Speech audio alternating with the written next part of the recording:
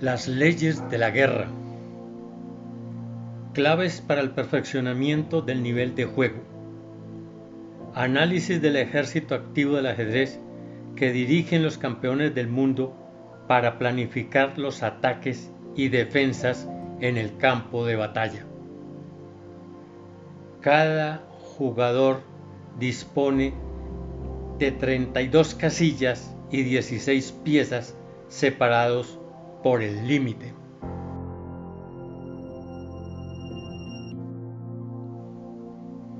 Los campeones del mundo inician sus operaciones en la lucha de las ideas del ajedrez, dirigiendo su ejército de una forma estratégica, ordenada, coordinación e iniciativa, sembrando en su accionar la semilla de los ataques que dará sus frutos con la táctica, coordinación espacial, coordinación numérica o coordinación mixta, que ingresan como factor sorpresa y definen en el mundo de las combinaciones.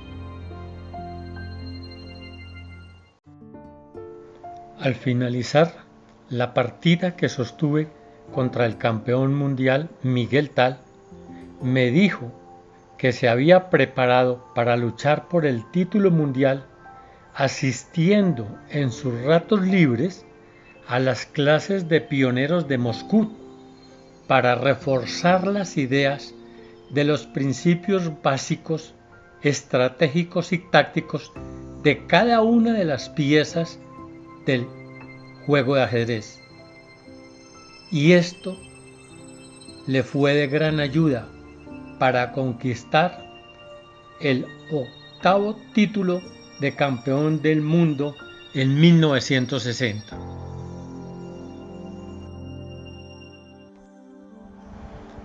Con tu apoyo al suscribirte a mi canal en YouTube, el link es Maestro Internacional FIDE Daniel Rodríguez Pineda. Me ayudas a continuar desarrollando estos videos, temas de ajedrez. Gracias.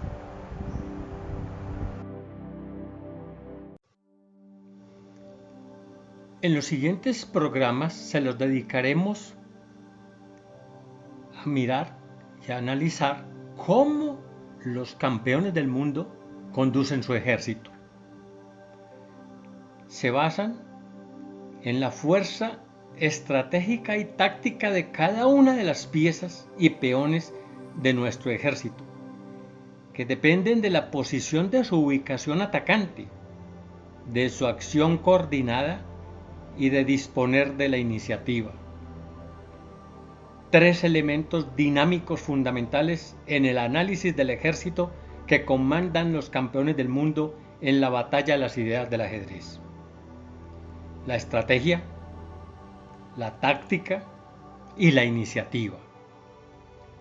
Estos 3 elementos dinámicos se mueven por los vehículos de la coordinación espacial, coordinación numérica y o la mezcla de estos, la coordinación mixta.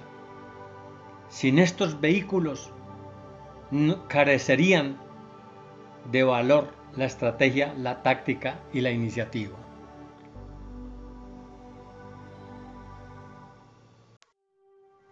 La escuela soviética nos enseñó cómo estudiar los elementos dinámicos fundamentales y sus vehículos.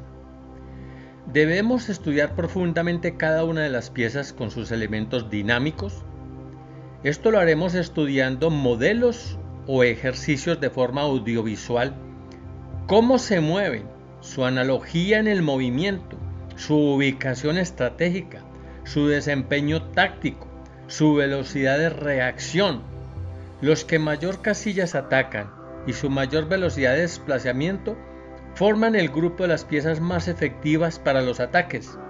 Las piezas más lentas, incluyendo los peones, por su accionar, serán acompañantes y liberadores de espacio para que las piezas fuertes se desplacen con mayor velocidad y en forma explosiva o con el factor sorpresa a los diferentes sectores o zonas del tablero, ocasionando el mayor daño posible en las fuerzas del adversario.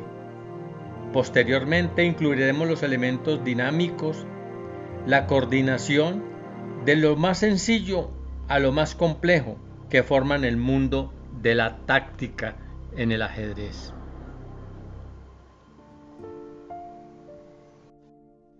La batalla de las ideas.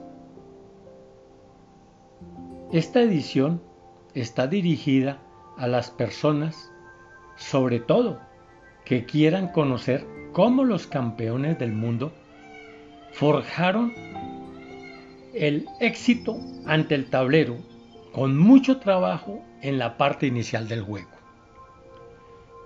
conociendo tal cual lo hicieron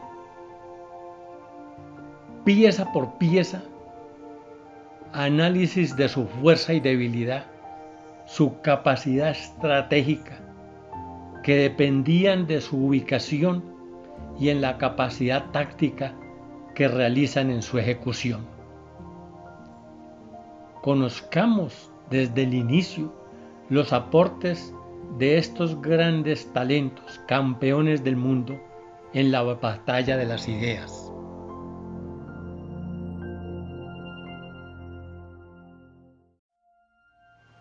El ajedrez reúne dos interrogantes en la guerra de las ideas. El primer interrogante, el campo de batalla. El segundo interrogante es el ejército, que en el ajedrez es igual para los participantes.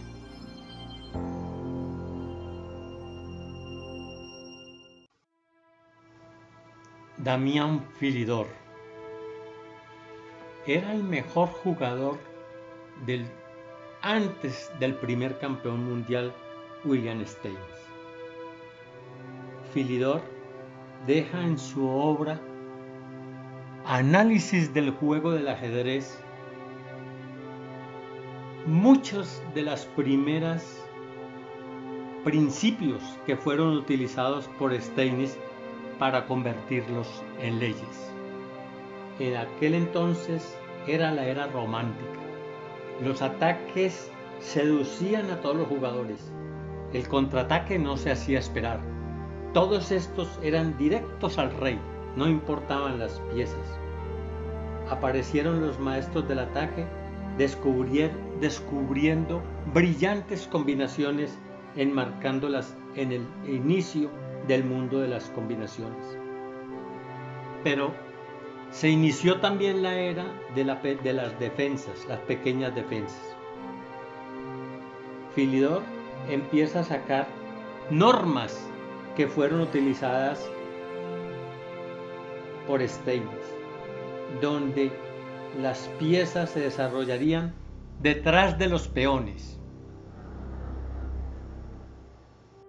El primer campeón del mundo, Steins, conocía muy bien el campo de batalla, su fuerza y debilidades, las cuales se generaban por la coordinación del ejército en las diferentes áreas del tablero. En el campo de batalla, que contenía casillas blancas, casillas negras, diagonales, se formaban figuras para los ataques, columnas, filas, formaban las columnas y las filas cuadrantes, la teoría casi de los cuadrantes, el flanco rey, flanco dama,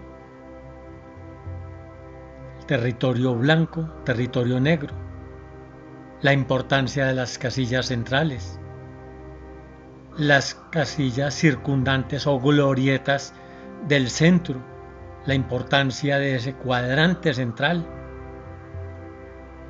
la importancia del inicio de las piezas, el territorio blanco, el territorio negro, y de allí salieran las dudas cómo estudiar las aperturas, medio juego y final. Y la mejor forma era a través de los cuadrantes, a través de leyes, a través de buscar fundamentos que nos guiaran en cada uno de estos campos de la guerra del ajedrez. Historia de los campeones del mundo. El ajedrez se empieza a perfilar como deporte a mediados del siglo XX, y en el año 1924 en París se constituye la Federación Mundial de Ajedrez, FIDE. Entre los jugadores más destacados en la historia del ajedrez en el mundo se encuentran Wilhelm Steinitz, de Austria, primer campeón del mundo entre 1886 y 1894. Steinitz fue el creador de la escuela científica. Emanuel Lasker, alemán, defendió el título mundial durante 27 años, de 1894 a 1921. Utilizó la psicología en las partidas de ajedrez. El cubano José Raúl Capablanca y Graupera fue el primer latino campeón del mundo. Se guiaba por la lógica del juego de posición y por el sentido común. Alexander Alexandrovich Alekhine, ruso-francés, fue el primer campeón de la Unión de las Repúblicas Socialistas Soviéticas. Fue el primero en establecer los fundamentos de la táctica.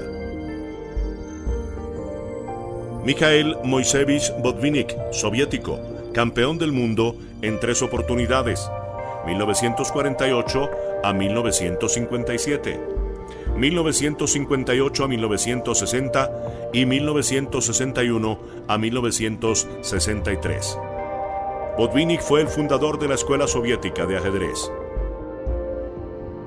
Mikhail Nehemievich Tal, soviético, el más breve y brillante campeón del mundo en su estilo, predominó por la creatividad, la imaginación y la táctica. Boris Spassky, ruso-francés, campeón del mundo en la época dorada de la Escuela Soviética del Ajedrez, fue su más digno representante, considerado una leyenda.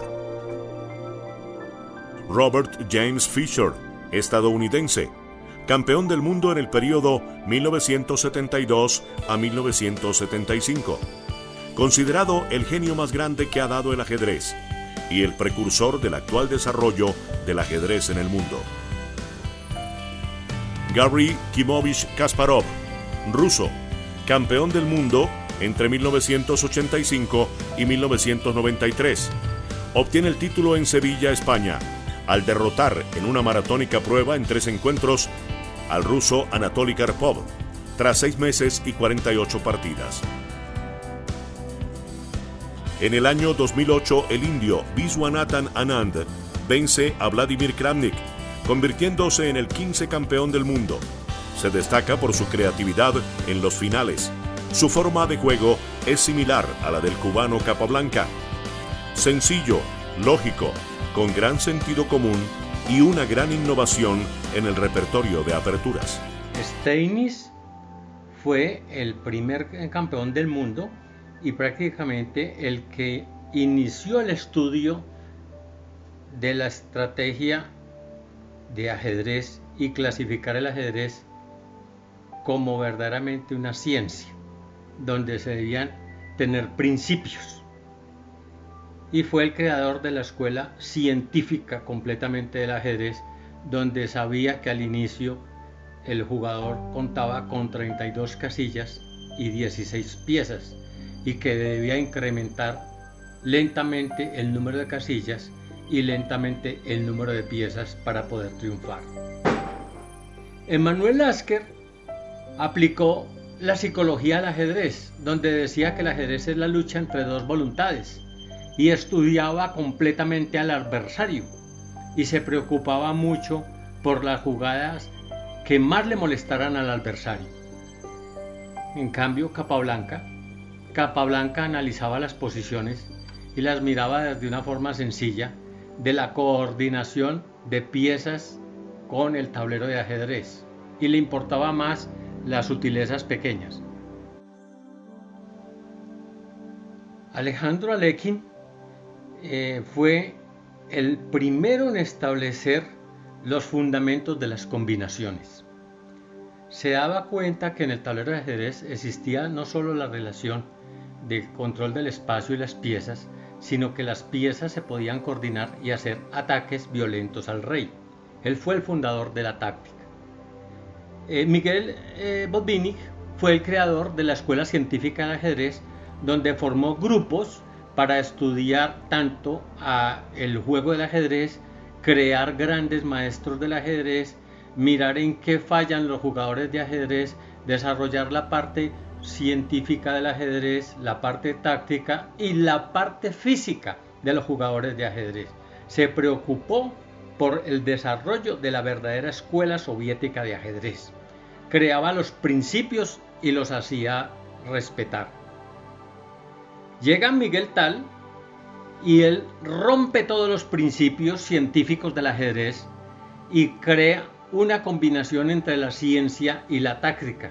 Mezcla a Botvinnik con Alekhine. Al inicio de los 70, en la época de la Guerra Fría, sale un estadounidense joven que fuera el precursor del actual desarrollo del ajedrez en el mundo, Bobby Fischer. Bobby Fischer rompe toda la escuela soviética de ajedrez y se proclama el primer campeón mundial de Occidente, destruyendo la escuela soviética. Los soviéticos, preocupados por esta situación, inician la creación de dos grandes campeones del mundo: Anatoly Karpov, un científico del ajedrez de la escuela de Botvinnik, el genio de los finales. Se proclama nuevamente campeón del mundo al no participar Fischer. Pero viene otro gran jugador llamado el Ogro de Bakú, que fue Garry Kasparov, táctico, y destruye el juego de Karpov y considera otra vez y recuperan el ajedrez soviético.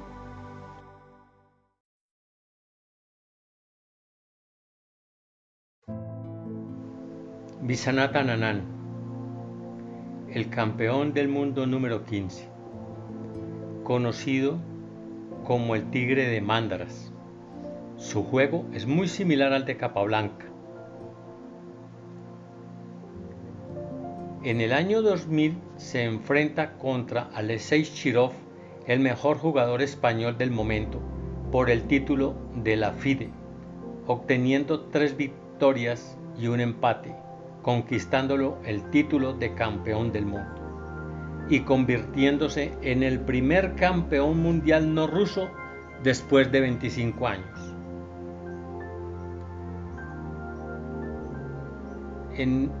Con 13 años de edad sale a la palestra un joven jugador noruego, Magnus Carlsen, que logra un impresionante nivel de juego con solo 13 años al empatar en una formidable partida al campeón del mundo Garry Kasparov, al Ogro de Bakú.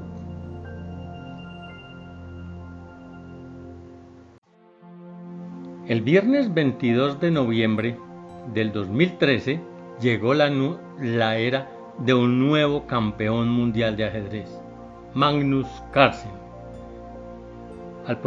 Se proclamó campeón al vencer a Viswanathan Anand por 6,5 a 3,5,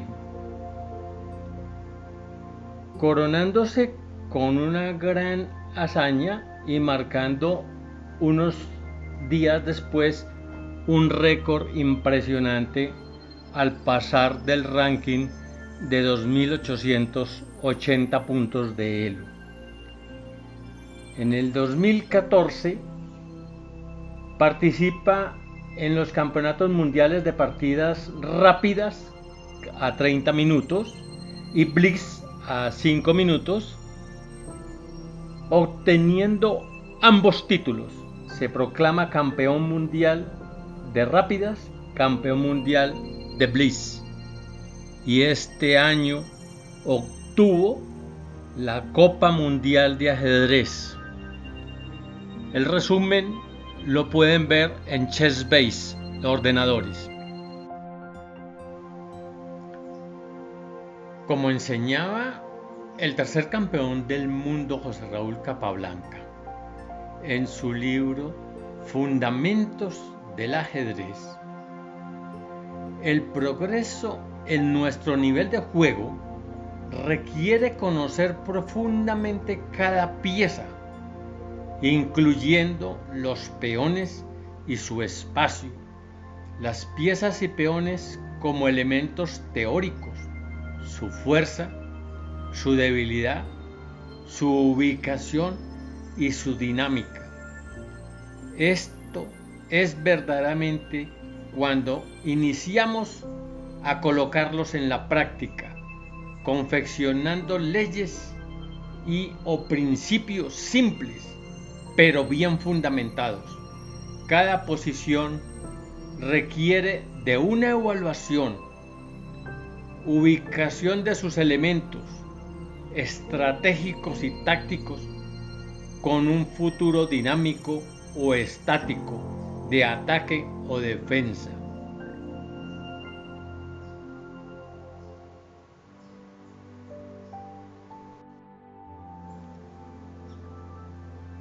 Cada campeón mundial, cuando era retador y se enfrentaba con el mejor jugador de su época, venía preparado e iniciaban en igual condiciones.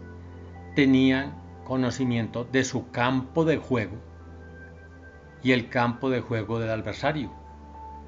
Sabían que disponían de varios elementos, entre ellos 16 piezas y 32 casillas cada uno, que tenía que aumentar paulatinamente las casillas para ir ganando casillas gradualmente, que se denominaba ventaja de espacio, para después adquirir ventaja de material y por último capturar al rey adversario.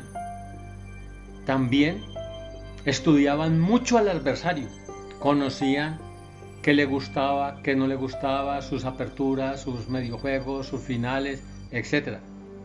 Toda esta estrategia empieza conociendo el campo de batalla y la zona de juego de cada uno.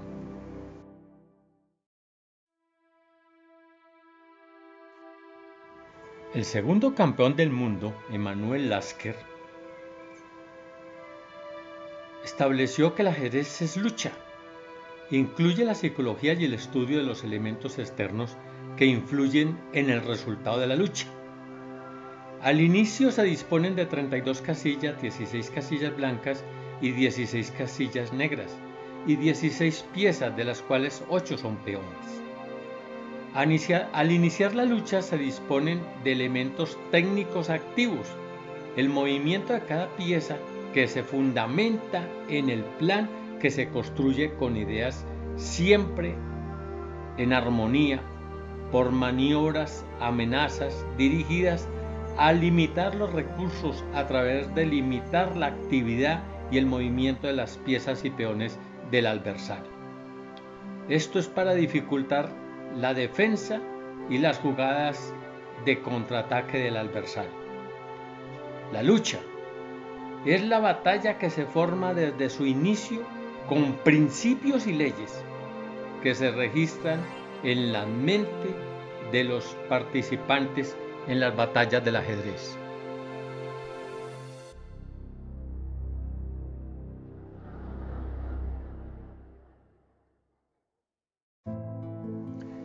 El jugador que llevaba las piezas blancas, ya sea el campeón mundial o el retador, tenía dos opciones, y era cómo jugar contra su adversario, que ya lo conocía previamente, y lo segundo era cuál movimiento iniciar para darle libertad a sus piezas, ya sea con el peón de rey, con el peón de dama, con el peón alfil dama, con el caballo alfil del rey.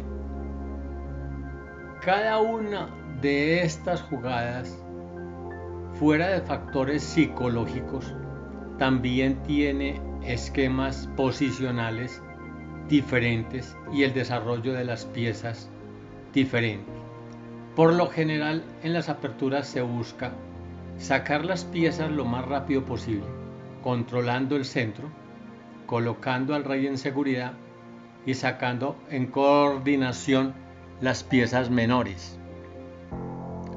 Ambos jugadores tienen la misma estrategia. Campo de juego inicial. El campo de juego inicial del ajedrecista que conduce las piezas blancas es el espacio del tablero formado por las primeras 4 filas, es decir, el rectángulo H1, A1, A4 y H4, siendo este el espacio donde se permite con gran facilidad la disposición de las piezas blancas. Es la línea imaginaria que separa el campo de juego inicial del bando blanco al bando negro. Cada bando cuenta con 16 piezas y 32 casillas. El límite separa estos dos. El campo de juego inicial del ajedrecista que conduce las piezas negras es el espacio del tablero formado por las últimas 4 filas, es decir, el rectángulo H8, A8, A5 y H5. La fila 8, donde se ubican las piezas en la posición inicial, el rey, la dama, los alfiles, los caballos, las torres, y la fila 7, donde se ubican los peones. Y las filas 6 y 5 son el espacio o las casillas que cuenta el bando negro para poder disponer sus piezas tanto para el ataque como para la defensa. Esto es igual para el bando blanco. El campo de juego inicial del ajedrecista que conduce las piezas negras es el espacio del tablero formado por las últimas 4 filas, es decir, el rectángulo H8, A8, A5 y H5, siendo este el espacio donde se permite con gran facilidad para el bando negro el desplazamiento de sus piezas. El retador, que viene muy bien preparado y conoce bien a su adversario,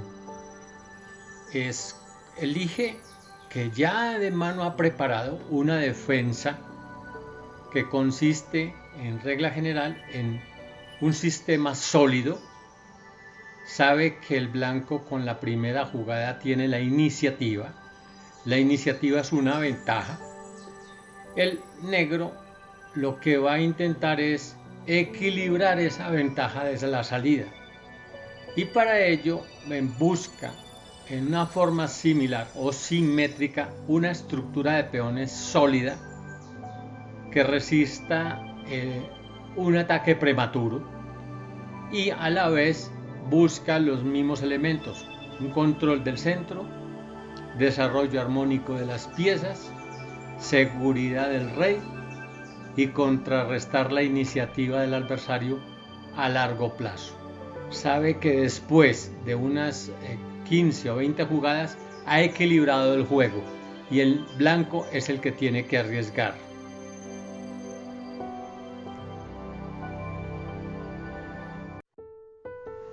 Con los siguientes ejemplos pretendo hacer una descripción que pueda fortalecer la inteligencia visual, auditiva y sobre todo la creatividad y el pensamiento sencillo, mostrando que en lo más simple está el verdadero motivo y la esencia de la táctica. Siempre debemos iniciar el camino por la senda de lo estratégico, que se fundamenta en los principios de la fuerza y debilidad individual de cada una de las piezas frente al tablero. En otro programa podré mostrar la fuerza y debilidad en la coordinación de varias piezas para el ataque y la defensa. Iniciemos pues conociendo las piezas.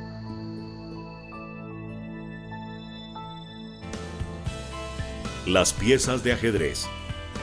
Al inicio de la partida de ajedrez, cada jugador dispone de igual número de piezas, colocadas en oposición.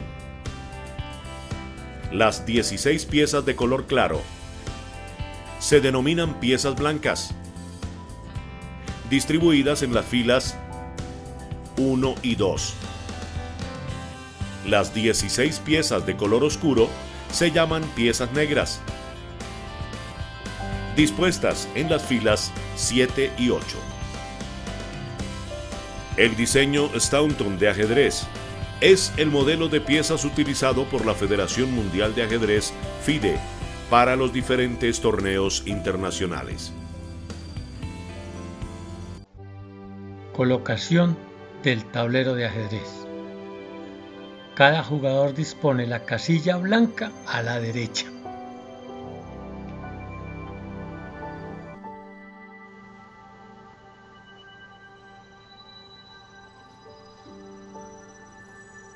José Raúl Capablanca, el tercer campeón del mundo, enseñaba a sus discípulos que el mejor método para estudiar el juego de ajedrez,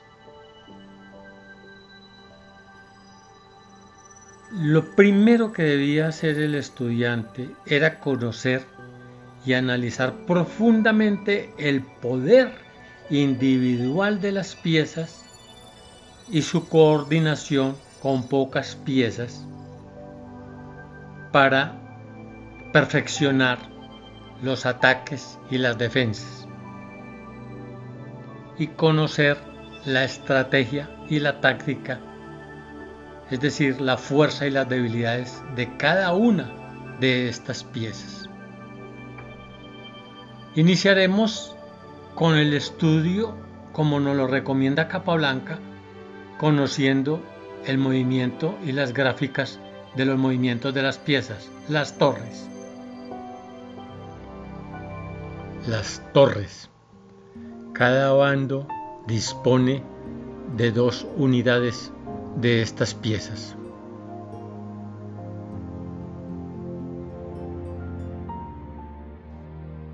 Las torres de cada bando se ubican en las esquinas del tablero. Cada bando dispone de 2 unidades.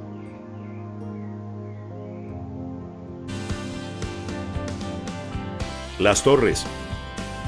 Las torres representan a los castillos y fortalezas medievales y los carros de combate que eran usados para invadir y facilitar el asalto a los castillos de los adversarios.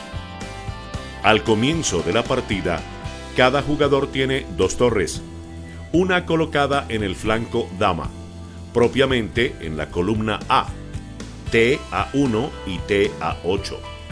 Se designa como la torre de dama, y la otra colocada en el flanco rey, ubicadas en la columna H, TH1 y TH8, llamada torre de rey.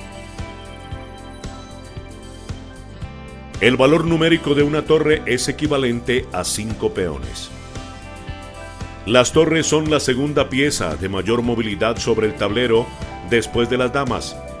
Son las piezas más fuertes de que dispone cada bando para concretar los ataques contra el rey adversario. La torre se desplaza en línea recta sin límite de casillas. Su radio de acción o puntos que controla y/o ataca están dirigidos en 4 direcciones: por la columna hacia adelante y atrás, por la fila hacia la derecha y la izquierda, formando la gráfica en su andar del signo matemático más. Cuando la torre está ubicada en una columna en la que no hay piezas de ningún bando, se dice que controla la columna abierta y ejerce una gran actividad. Veamos algunos ejemplos del radio de acción de esta pieza mayor, colocada en 3 situaciones ilustrativas diferentes. El movimiento de la torre, representado por la gráfica del signo más. La torre en el centro, ubicada en la casilla blanca E4, casilla de origen, es decir, la TE4. Se puede desplazar por la columna E a las casillas finales y por la fila 4. Es importante tener en cuenta que la torre situada en el centro, TE4, ataca 14 casillas. La torre en el centro, ubicada en la casilla E4, se registra para su anotación torre E4 y se puede mover por la columna y por la fila a cualquiera de las 14 casillas que ataca. Es decir, la torre en E4, casilla de origen, se puede desplazar por la columna E a las casillas finales E5, E6, E7, E8, E3, E2 y E1. Y por la fila 4, F4, G4, H4, D4, C4, B4 y A4. La torre en un borde del tablero, ubicada en la casilla D1, es decir, la T de 1, se puede mover a las casillas finales que forman la columna D y por la primera fila. Es importante tener en cuenta que la torre situada en una casilla del borde T de 1 ataca 14 casillas. La torre en un borde del tablero, ubicada en la casilla D1, se puede mover por la columna y por la fila a cualquiera de las 14 casillas que ataca o controla.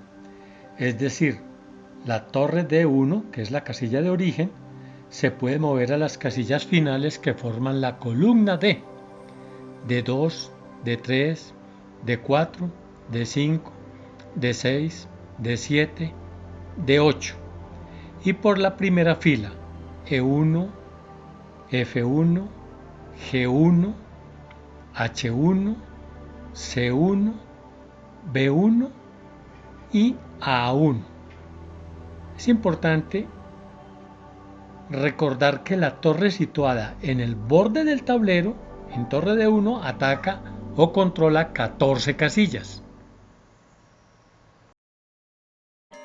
La torre en una casilla de la esquina del tablero, ubicada en la casilla A1, casilla de origen, la TA1, se puede mover a las casillas finales que conforman la columna A y por la primera fila. Es importante tener en cuenta que la torre situada en un ángulo del tablero, TA1, ataca 14 casillas.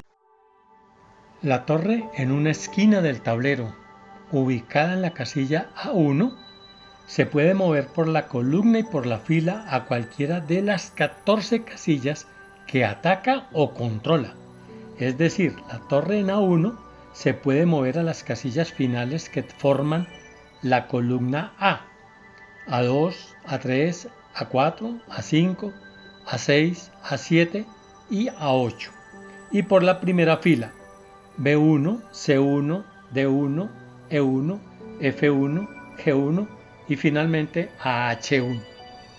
Es importante recordar que la torre situada en un ángulo del tablero, en una esquina del tablero, en este caso torre A1, ataca 14 casillas o controla 14 casillas.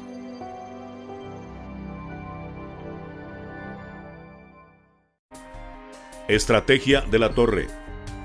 La torre es un arma de gran alcance, razón por la cual los maestros las utilizan desde el inicio del juego para ubicarlas en columnas abiertas antes que su adversario y obtener transitoriamente una pequeña ventaja de desarrollo.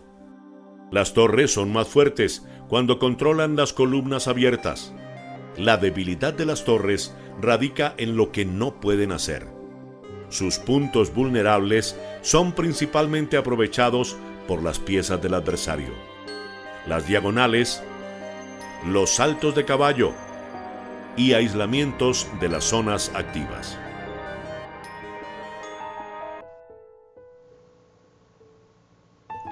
Al iniciar el movimiento de las piezas para conocer su fuerza y debilidad en diferentes situaciones especiales que estamos analizando, y al analizar su estrategia podemos empezar a iniciar pequeños principios.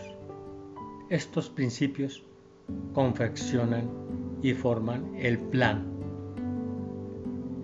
Lo que nos han dejado como un hermoso regalo de herencia los campeones del mundo en los análisis del manejo del ejército para la elaboración de temas estratégicos y tácticos, tanto para los ataques como para las defensas, es que todos ellos siempre formularon planes en las diferentes fases y etapas más importantes de la guerra, y que nadie, entiéndase bien, nadie ha logrado ganar una batalla sin disponer de un plan.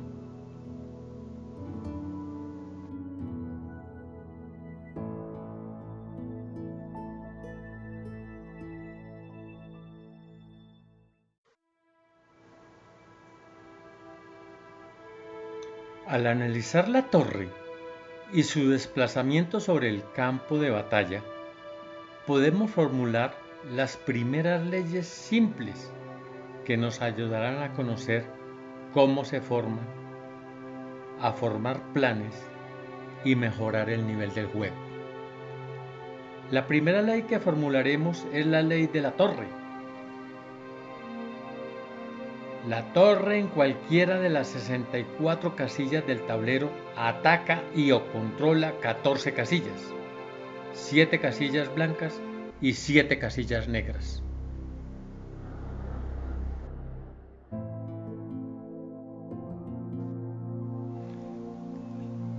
Estrategia de la torre. La torre es un arma de gran alcance, requiere de líneas abiertas, razón por la cual los maestros las utilizan desde el inicio del juego, tratando de ganar la carrera de sacar las piezas a su adversario en ponerlas en juego, obteniendo transitoriamente una ventaja, ubicándolas en las columnas centrales. Esta pequeña ventaja es ventaja de desarrollo.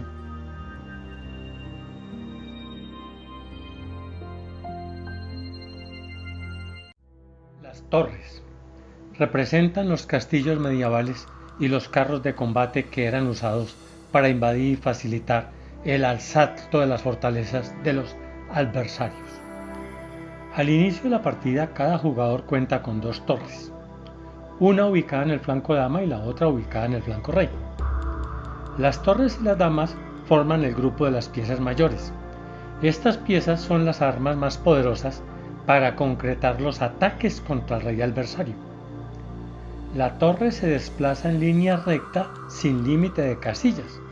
Su radio de acción o puntos que ataca o controla están dirigidos en 4 direcciones: por la columna hacia adelante o hacia atrás, o por la fila hacia la derecha o hacia la izquierda, formando en su andar una especie del signo matemático más. La torre requiere para su desplazamiento que las vías por donde se ha de mover estén abiertas, despejadas, libres de piezas propias o del adversario. Las torres recorren las principales vías del tablero, las columnas o filas sin límites de casillas.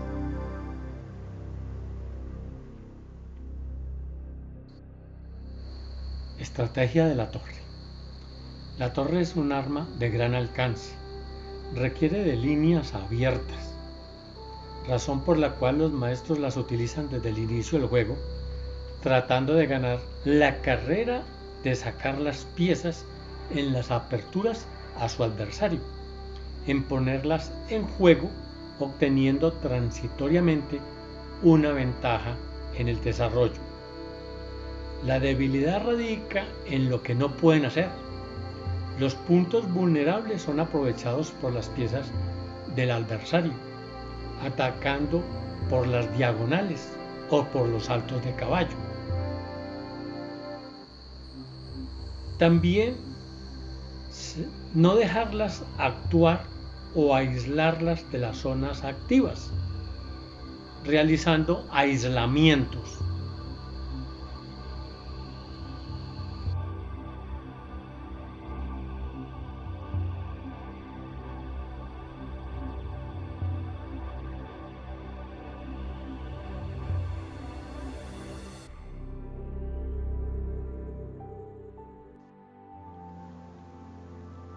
Más que definir que la torre requiere para su desplazamiento, tanto en la posición vertical como horizontal, espacio libre. Es más importante mirar objetivamente lo que les había comentado sobre los diseños gráficos que estos forman, que te van a ser de mucha utilidad. Los principios y leyes se construyen con modelos de prototipos, donde se analizan y registran las interacciones coordinadas de los desplazamientos en armonía de cada una de las piezas propias y del adversario, y en concordancia con las casillas de las zonas del tablero de ajedrez. Este es el inicio de la formación de un sencillo plan de juego, pero bien fundamentado. El movimiento de la torre nos forma una cruz. Esta cruz divide el tablero en 4 partes iguales. Veamos y les contaré una anécdota que me fue muy útil.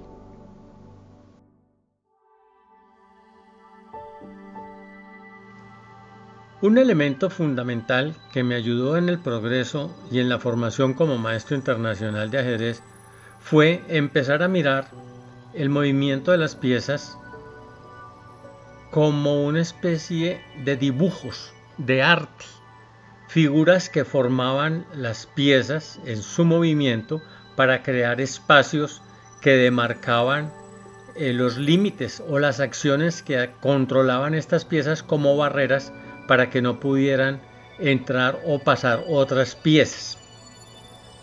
Después las fui coordinando y aprendí con la coordinación espacial, la coordinación numérica, coordinación mixta, que más adelante en otros programas los veremos, a aplicar estos elementos en el juego de ajedrez en forma práctica.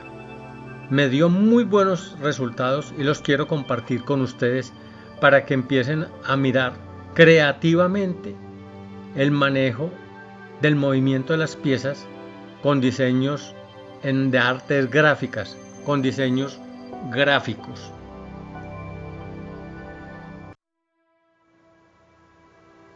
Al disponer del tablero cuadrado geométricamente y la relación de las piezas, tanto propias como del enemigo, y al realizarlas el estudio que les comenté que me ayudó mucho para obtener el título de maestro internacional, desarrollé mis propios planes a base de crear unas teorías que voy a compartir con ustedes.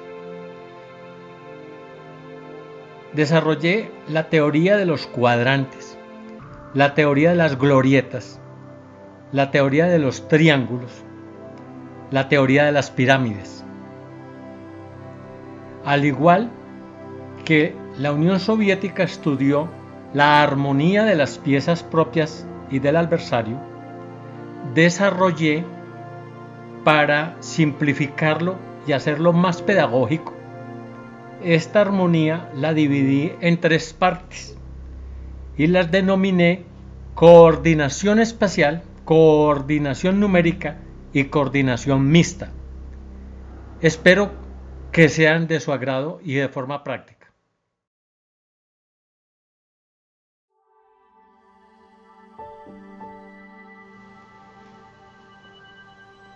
El movimiento de las piezas nos representa de forma imaginaria, en el caso de la torre, 4 cuadrantes o zonas, espacio primordial en el inicio de desarrollo de la partida. Durante el desarrollo de la partida de ajedrez y al llegar a un final con el mínimo material para obtener las victorias, se debe disponer de ciertas reglas para facilitar el objetivo final, el jaque mate. Por lo general, al efectuar los cambios, algunas piezas quedan sin coordinación y disgregadas por el tablero, lo que nos obliga a salir de la zona central y a utilizar los bordes del tablero, columnas, filas, convirtiéndose el centro en un punto de encuentro. Las piezas, como en el caso de la torre, nos puede marcar 4 cuadrantes. El cuadrante 1, cuadrante 2, cuadrante 3 y cuadrante 4. Geométricamente nos puede ayudar en la conducción del jaque mate. Teoría de los cuadrantes. Imaginariamente podemos dividir el tablero de ajedrez en 4 partes iguales. Esta división facilita la comprensión y el aprendizaje. Es, por lo tanto, una herramienta creativa y pedagógica que permite formular criterios fiables para la elaboración de ideas y planes. Los cuadrantes permitirán realizar ejercicios de aprendizaje que solo cambiarán en ubicación y color de la formación. Al interceptar los 2 flancos con los 2 territorios, se forman en el tablero de ajedrez 4 cuadrados iguales, cada uno con 16 casillas.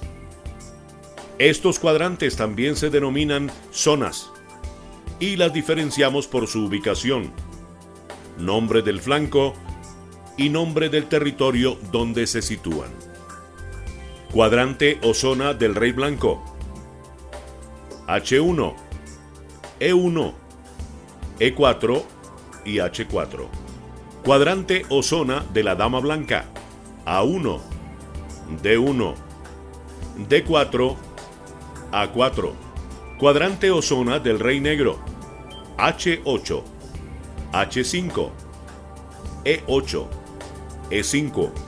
Cuadrante o zona de la dama negra: A8, A5, D5, D8. Al dividir el tablero geométricamente en 4 partes iguales, nos da pie, por ejemplo, para el inicio de las partidas, empezar a mirar si desarrollamos primero el flanco rey, sacando el caballo, el alfil, colocando al rey en seguridad, sacando la torre, y después desarrollaríamos el flanco de dama, casi en la misma o en una forma similar. Esta es una forma de facilitar el aprendizaje. Para la parte de los finales, el rey, estando en cualquiera de los cuadrantes, recibe el mate en la misma forma. Lo único que cambiaría es el color y la ubicación de las piezas, pero como es el cuadrado del tablero de ajedrez es un cuadrado geométrico igual, en cualquiera de estos cuadrantes se aplica de forma similar.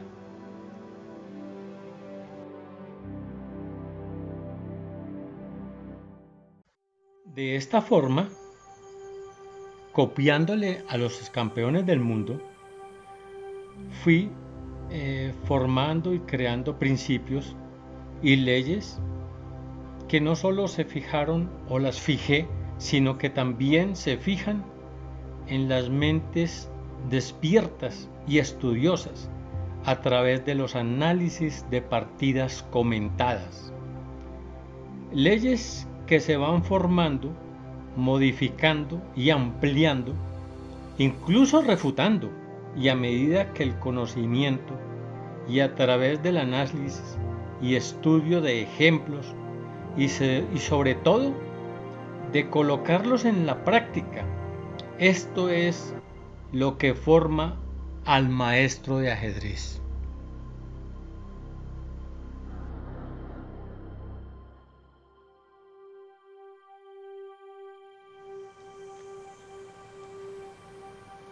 Paul Morphy nos enseñó cómo comparar modelos o cómo hacer ejemplos para el estudio y mirar verdaderamente la estrategia y crear nuestros propios principios. Esto se hace de forma comparativa y teniendo el mayor bagaje de conocimientos posibles para que las ideas sean claras, sencillas y se nos graben y perduren ojalá quizás para siempre. Veamos el modelo de cómo se estudiaba la actividad de las piezas, la estrategia de las piezas que el maestro o candidato a maestro tiene que empezar a desarrollar por sí mismo.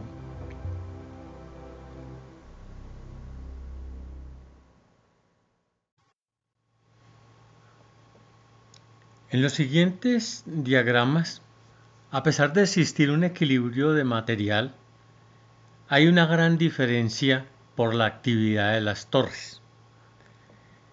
En la primera columna podemos observar que las blancas tienen sus torres ubicadas en columnas abiertas. Esto las hace que son piezas para el ataque y no para la defensa. Las hacen más agresivas teniendo la ventaja por la actividad de las piezas. En el segundo diagrama de columnas podemos ver que las torres están en columnas semiabiertas, pero las blancas son más agresivas que las piezas negras, lo que les da una pequeña ventaja. En el cuadro inferior, la torre negra de H8 no va a jugar, lo que aparentemente tienen una torre perdida. Y en el último diagrama, en la última columna, vemos que una torre es atrapada por el rey blanco.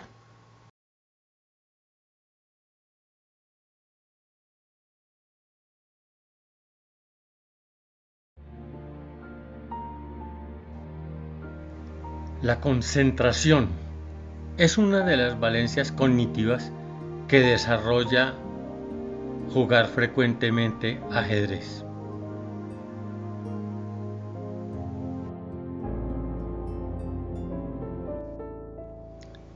Ahora vamos a conocer los vigilantes de las casillas. Sí, así como se oye. Hay un guardián que protege las casillas de color claro y hay un guardián que se encarga de proteger las casillas de color oscuro por cada bando. Los alfiles. Cada bando dispone de 2 unidades. Uno que controla las casillas blancas y se llama alfil blanco. El otro controla las casillas negras, alfil negro.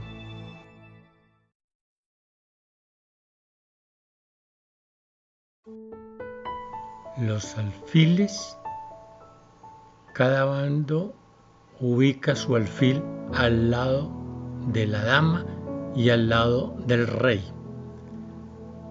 De ahí su nombre, alfil dama y alfil rey. Los alfiles. El alfil representa a los asesores espirituales o de guerra de los reyes. El icono utilizado en los diagramas proviene del gorro de los obispos, la mitra. Los alfiles son armas muy eficaces para crear amenazas y ataques a larga distancia. Para lograrlo, requieren de diagonales abiertas. Igualmente son utilizados frecuentemente por los maestros en la defensa y en el ataque.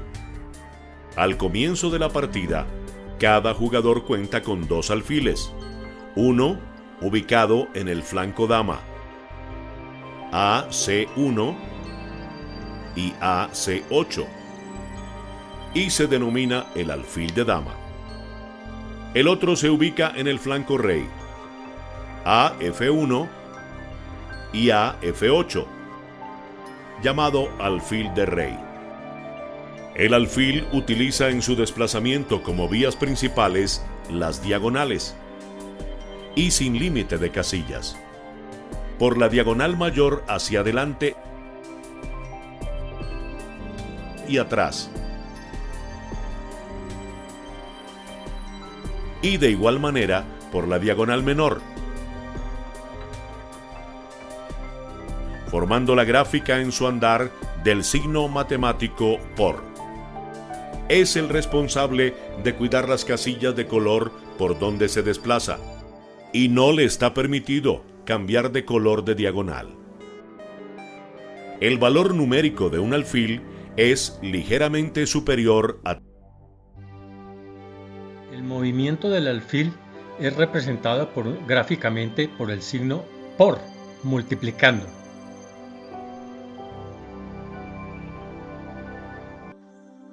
Los alfiles son armas muy eficaces para crear amenazas y ataques a larga distancia. Requiere de diagonales abiertas. También son utilizados por los maestros en las defensas y en el ataque. Al inicio de la partida cada jugador cuenta con 2 alfiles, uno en el flanco dama y otro en el flanco del rey. Al alfil no le está permitido cambiar de color de diagonal. Los alfiles y los caballos forman el grupo de las piezas menores. El alfil se desplaza en línea recta diagonalmente sin límite de casilla. Su radio de acción o puntos que ataca están dirigidos en 4 direcciones: por la diagonal mayor hacia adelante o hacia atrás, o por la diagonal menor hacia adelante o hacia atrás. El alfil solo puede controlar o recorrer la mitad de las casillas del tablero, casillas blancas o casillas negras, sin límite de casillas, siempre que no se hallen obstruidos, formando la gráfica en su andar del signo matemático por o multiplicando. El alfil en el centro, colocado en la casilla blanca E4, se puede mover únicamente por las diagonales blancas a cualquiera de las 13 casillas que ataca o controla. Es decir, se puede desplazar por la diagonal mayor en línea recta a cualquiera de las casillas finales que la forman, hacia adelante o atrás, y de la misma manera por la diagonal menor. Es importante tener en cuenta que el alfil situado en AE4 ataca a 13 casillas. El alfil en el centro, ubicado en la casilla E4, se puede mover únicamente por las diagonales blancas a cualquiera de las 13 casillas que ataca o controla. El alfil en E4, casilla de origen, se puede desplazar por la diagonal mayor en línea recta a cualquiera de las casillas finales que la forman, hacia adelante o hacia atrás. D5, C6, B7, A8, F3, G2 y H1, o por la diagonal menor en línea recta hacia adelante o hacia atrás. F5, G6, H7, D3, C2 y B1. Es muy importante observar que el alfil situado en el centro, en E4, ataca 13 casillas o controla 13 casillas. El alfil en un borde del tablero, ubicado en la casilla blanca D1, casilla de origen, el AD1, se puede mover en ambas diagonales y en línea recta a las 4 casillas finales que forman la diagonal mayor, o cualquiera de las 3 casillas finales que forman la diagonal menor. Es importante tener en cuenta que el alfil situado en AD1 ataca 7 casillas. El alfil en un borde del tablero, ubicado en la casilla D1, se puede mover a cualquiera de las 7 casillas que ataca. El alfil D1, casilla de origen, se puede mover en ambas diagonales y en línea recta a las 4 casillas finales que forman la diagonal mayor, E2, F3, G4 y H5, o a cualquiera de las 3 casillas finales que forman la diagonal menor, C2, B3 y A4. Es importante, hay que resaltar que el alfil situado en un borde del tablero ataca solo 7 casillas, controla 7 casillas.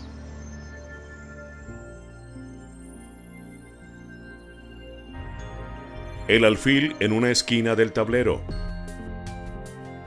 el AA1, casilla de origen, se puede mover a cualquiera de las 7 casillas que forman la gran diagonal en línea recta.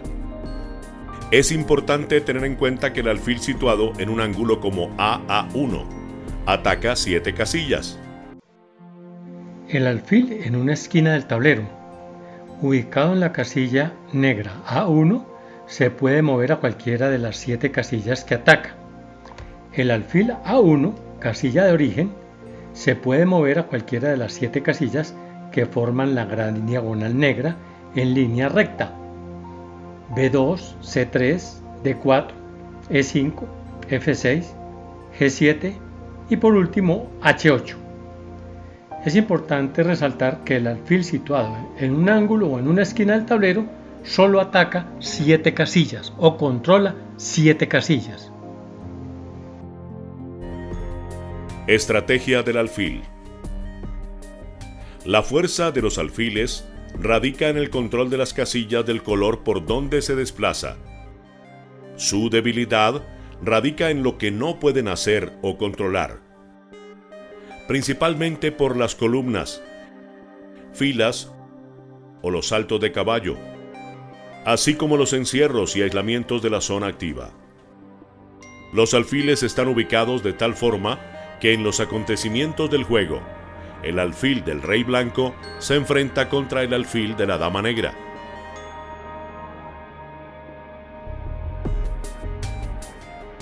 Y el alfil de dama blanco se puede enfrentar contra el alfil de rey negro, con el fin de debilitar las casillas y diagonales del bando contrario. En la estrategia de los alfiles, lo primero que debemos de analizar es que no tenemos dos alfiles. Es una cuestión óptica. Solo disponemos de un alfil. Sí, un alfil de casillas blancas y un alfil de casillas negras. Y son irreemplazables. Y estos son los guardianes obligados de estas casillas. El alfil de casillas blancas protege y cuida las casillas blancas. El alfil de casillas negras protege y cuida las casillas negras. De ahí que muchos jugadores como Ricardo Reti y unos grandes maestros de antaño crearon los fianchetos, donde ubicaban desde el inicio de la partida de ajedrez un lugar no solo para proteger el rey, sino también para proteger su alfil, su único alfil. Recordemos, no tenemos dos alfiles, tenemos un solo alfil y es al que hay que cuidar porque de él depende el color de las casillas débiles o fuertes.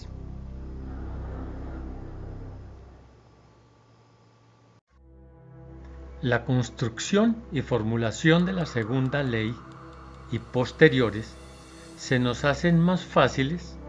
La razón es porque ya disponemos de un modelo, que es lo que nos hace comprender y analizar y por ende mejorar el nivel de juego. Las leyes que formularemos se fundamentan en estos principios. El análisis de esta pieza, el alfil, nos implica que solo disponemos de un alfil para controlar casillas de un solo color, y por esta razón es de suma importancia en la batalla de las ideas. También analizamos que el alfil cambia de valor al ocupar cualquiera de las 32 casillas que controla.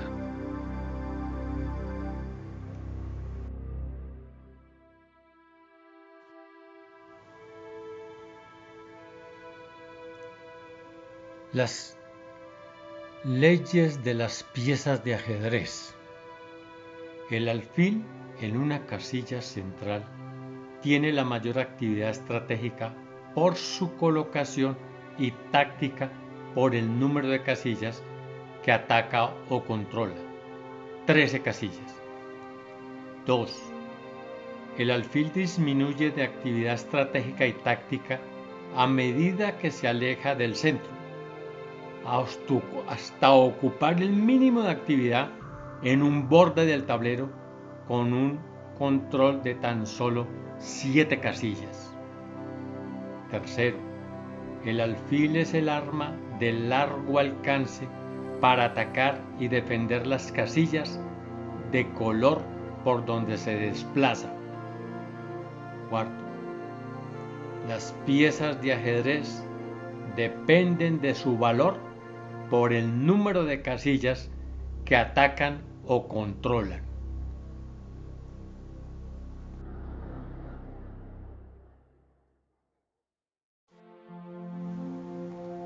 Estrategia de los alfiles. Cada jugador dispone de un alfil que se desplaza por las casillas blancas, al que llamaremos alfil blanco. Su misión durante el juego es controlar, vigilar los cuadros blancos. Y el otro alfil que se desplaza por las casillas negras, al que llamaremos alfil negro. Su misión durante la partida es controlar las casillas negras. La ausencia de estos vigilantes ocasiona la debilidad de dichos cuadros.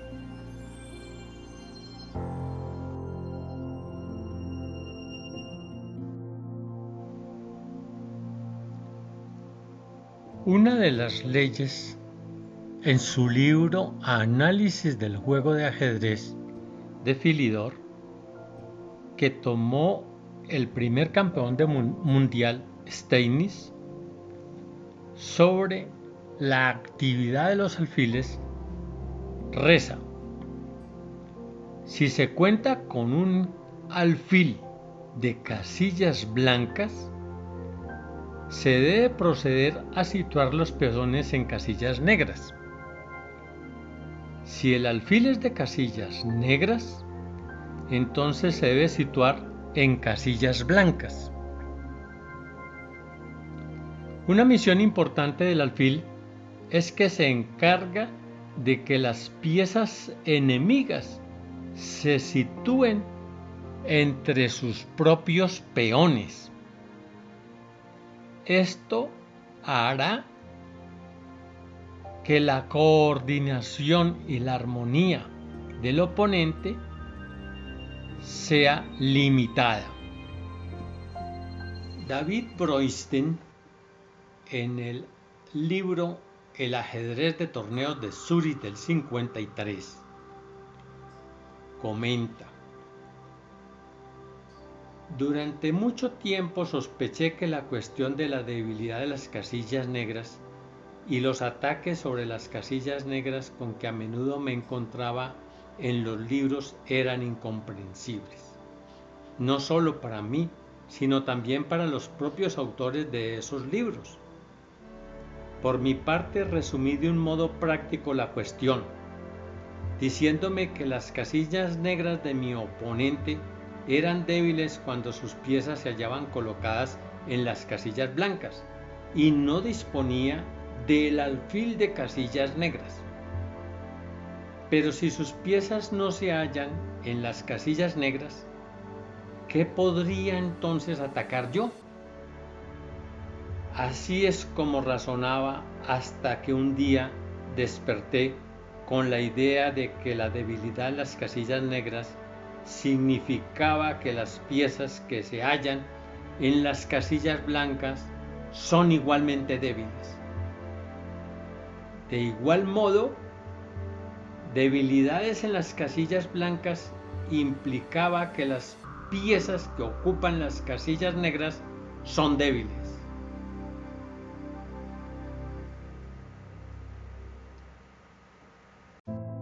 Estrategia del alfil. La debilidad de los alfiles radica en lo que no pueden hacer. Sus puntos vulnerables son utilizados por las piezas del adversario, principalmente por la columna, la fila, los saltos de caballo, los encierros y aislamientos de la zona activa. Al inicio de la partida, los dos alfiles están ubicados en oposición frente a frente de su oponente. En la columna C para los alfiles del flanco dama y en columna F para los alfiles del sector del rey. Cada jugador dispone de un alfil que se desplaza por las casillas blancas, al que llamaremos alfil blanco. Su misión durante el juego es controlar, vigilar, custodiar los cuadros blancos. Y el otro alfil que se desplaza por las casillas negras, al que llamaremos alfil negro, su misión durante la partida es controlar, vigilar las casillas negras. Es el guardián de las casillas. Inicialmente disponemos de un alfil que controla las casillas blancas y otro alfil que controla las casillas negras. Ambos no solamente controlan, sino que también sirven para el ataque. La responsabilidad de controlar los escaques es exclusivo de los alfiles. La ausencia de estos guardianes ocasiona grandes debilidades. Peor aún si el adversario cuenta con el alfil de ese color que es ausente de nosotros. El alfil, al ser un arma de gran alcance, también suele sacrificarse por una pieza menor o una pieza mayor como una torre para debilitar estas casillas. La defensa, principalmente combinando el ataque, son escoltas del rey, estableciendo una estructura ideal entre las piezas, alfil y peones de forma coordinada para establecer un búnker que protege al rey en el enroque, denominados fianchetos o ataques indios. En la fase final, el alfil como escolta protege a los peones apoyándolos desde lejos para que lleguen a la última fila. El alfil no solo es un arma de defensa para las casillas blancas o negras, sino es un arma para el ataque de las casillas blancas o negras. El alfil es una excelente escolta y brinda apoyo a sus piezas. En los ataques, ataca las piezas del oponente por las diagonales. Ataque a las casillas blancas o negras según el alfil, vitales del oponente. Ataques simultáneos a dos piezas enemigas. Ataque a un puesto avanzado por las diagonales. Ataque a una pieza del adversario que controla un puesto avanzado. Son ataques indirectos. Ataques al rey adversario. Por las amenazas puede llegar a ser una fuerza en potencia. Su fuerza principal radica en el apoyo a los peones propios para establecer las rupturas o ataques a los peones bloqueados del oponente en una zona determinada del tablero. El alfil amenaza cambios para desequilibrar el poder numérico de las piezas. Cambios como ganar la calidad, cambiar un alfil por una torre. Cambios como cambiar un alfil por 3 peones para desequilibrar y organizar las contiendas en los finales. Las amenazas para brindar fuertes equipos con otras piezas para ataques al rey. En la estrategia de los alfiles hay innumerables ejemplos de cooperación de fuerzas. Torre y alfil, dama y alfil, todos estos dirigidos contra los ataques del enroque.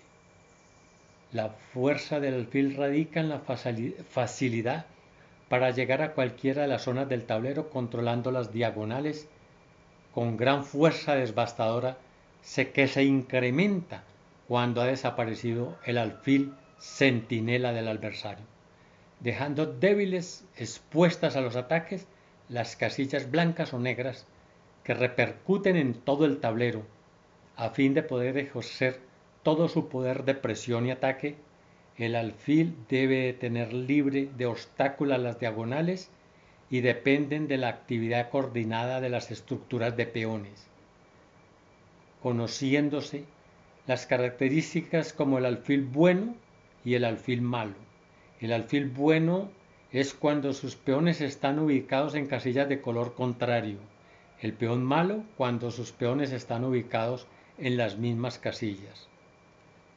La teoría de los triángulos. Cuando existe un solo alfil y este controla 32 casillas y divide el tablero en dos triángulos iguales con dos posibilidades para cada uno de los alfiles. Estos triángulos nos sirven para tener fuerza en los finales y planificarlos.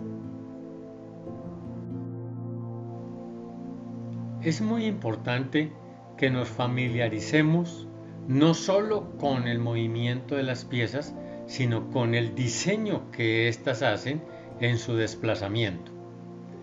Vemos que el alfil de casillas negras que ocupa la gran diagonal ubicado en A1 divide el tablero en dos triángulos iguales. Lo mismo ocurre con el alfil de casillas blancas que controla la diagonal H1 A8, divide el tablero en dos triángulos iguales. Estos dos triángulos, a pesar de que son formados por alfiles de casillas de diferente color, son iguales. Es decir, el triángulo o los dos triángulos que divide el alfil de casillas negras son iguales a los dos triángulos que divide el alfil de casillas blancas. Estamos en una teoría geométrica por un cuadrado geométrico perfecto.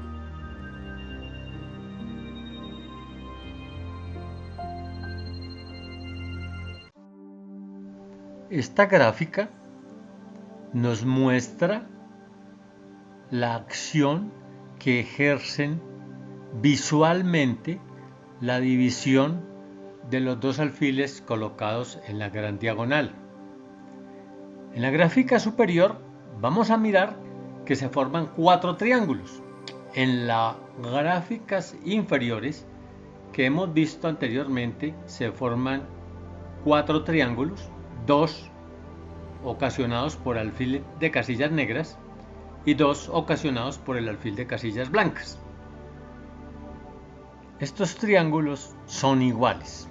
Esto es muy importante para cuando tengamos la coordinación con otras piezas.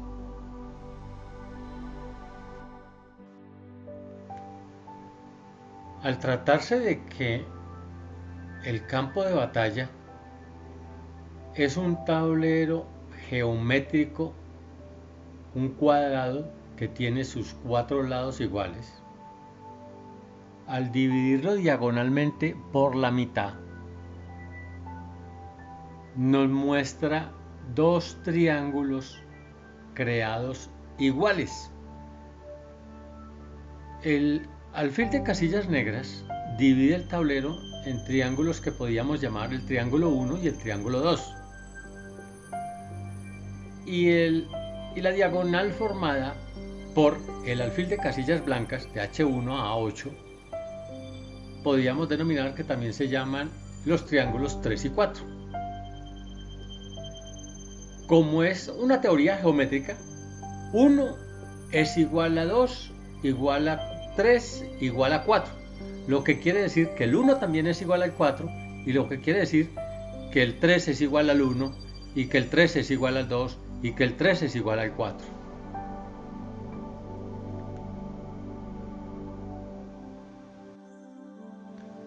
También podemos observar que un alfil situado en la casilla central E4 nos proporciona gráficamente cuatro triángulos.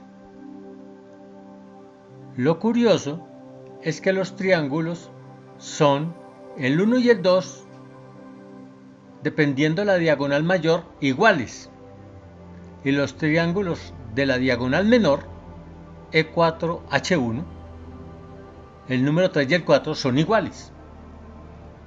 Es decir, los alfiles cuando forman triángulos crean con posibilidad cuatro triángulos, los cuales dos triángulos son iguales los que dependen de la diagonal mayor y dos triángulos son iguales dependiendo de la diagonal menor. Es decir, el 4 y el 3 son iguales, el 1 y el 2 son iguales. Los triángulos creados por la diagonal mayor, que es E4, A8 son iguales. El triángulo sería B1, E4, A8, igual al de H7, E4, A8. Ahora bien, cuando colocamos dos alfiles en las casillas centrales, los triángulos se vuelven una especie de pirámides y los cuatro triángulos son iguales.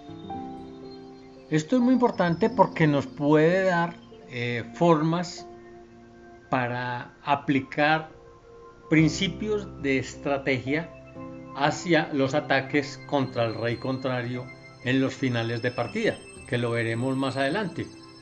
Entonces, donde están los alfiles, que son ubicados posiblemente en las cuatro casillas centrales, las llamaremos la cúspide de las pirámides o de los triángulos. Y las bases, que son todas iguales, que es muy importante también tener esto presente, A1 y A8 son iguales a A1, H1, y H1, H8 es igual a H8, A8. Es un cuadrado, es una posición geométrica, todos sus lados son iguales. En cualquier lado podremos dar el mate en la misma forma. En el próximo programa continuaremos con las claves para el perfeccionamiento del nivel de juego. Análisis del ejército activo de ajedrez que dirigen los campeones del mundo para planificar los ataques y defensas en el campo de batalla.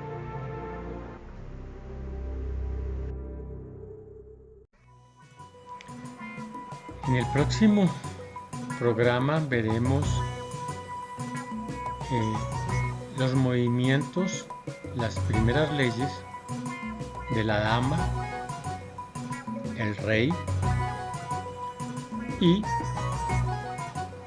su coordinación contra las piezas adversarias del mismo índole, para tener una mayor claridad en el desarrollo y en el análisis de estas piezas que cumplen objetivos muy concretos, y cómo la coordinación de pequeñas piezas nos muestra las grandes dificultades que tenemos para hallarlas frente al tablero, por lo que se nos hace necesario un estudio previo de modelos para poder trabajar con analogías en la práctica y llevarlas a buen término y elevar el nivel.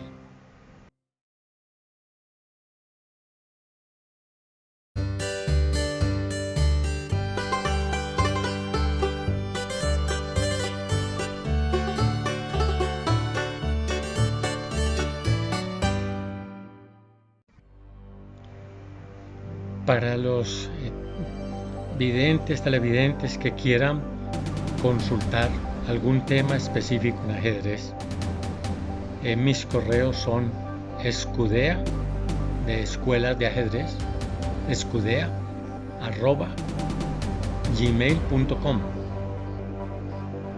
o escudea@hotmail.com.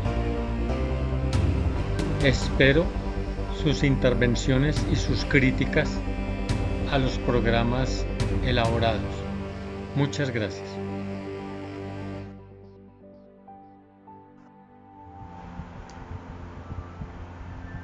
Daniel Rodríguez Pineda, monitor superior de ajedrez de la Federación Española, es el autor de estos videotemas que colocamos a su disposición para el fomento y la masificación del ajedrez, principalmente en el sector educativo.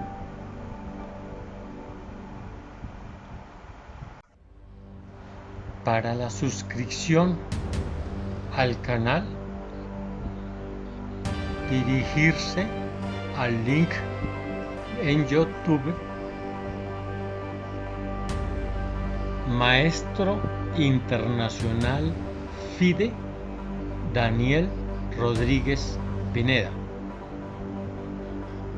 Gracias.